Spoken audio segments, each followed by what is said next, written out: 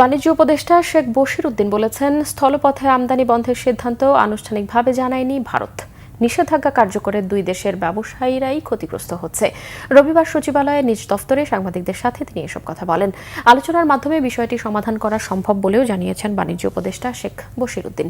তিনি আরও বলেন, ভারতের কাছ থেকে বাণিজ্য মন্ত্রণালয় এখনও আনুষ্ঠানিক কোনো চিঠি পায়নি। চিঠি পেলে তাতে যেসব বিষয়ে উল্লেখ থাকবে সেই অনুযায়ী ব্যবস্থা নেবে সরকার। এছাড়াও আমদানি রপ্তানিতে দুদেশের স্বার্থ জড়িত বলেও উল্লেখ করেন বাণিজ্য উপদেষ্টা। আমরা ফর্মালি জানার পরে ব্যাপারগুলো নিয়ে পদক্ষেপ নিতে পারবো বা আমাদের বিশ্লেষণগুলো চলছে। সরকারের বিভিন্ন সংস্থা জিনিসগুলোকে উপলব্ধি করার চেষ্টা করছে এবং তার পরিপ্রেক্ষিতে আমরা আমাদের করণীয় গুলো আমরা নির্দিষ্ট করি। এখন আমাদের দেশ থেকে এই রপ্তানিগুলো হয় তা আমাদের প্রতিযোগিতা সক্ষমতার উপরে ভিত্তি করেই হয়। তো আমরা আশা করি যে উভয় দেশের ভোক্তা এবং উৎপাদনের স্বার্থে এটা চলমান থাকবে।